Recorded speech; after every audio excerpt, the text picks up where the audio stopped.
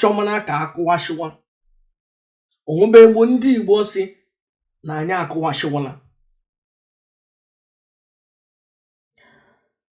And aga m echefu o nwekwara ihe ọzọ na-eme n'ala Igbo na enwere politicians kamgbe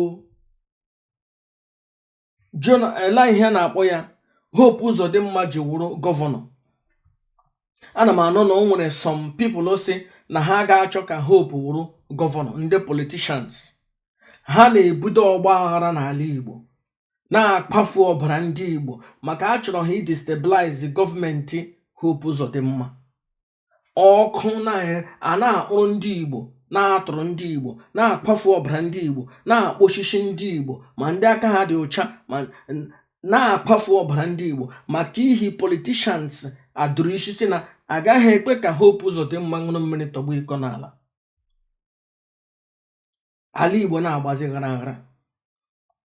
As the Biafran spiritual leader, onye ọbụla aka ya nọ n'ọbara ndị Igbo a na-akpafu, property ndị Igbo a na-emebi on a daily basis, ma ndị unknown gunmen, ndị known gunmen, ndị so-called ndị ndọrọndọrọ nwere onwe, ndị freedom fighters or politicians, Nigerian politicians, aka ha nọ n'ịkpafu ọbara ndị Igbo, nnọwu ndị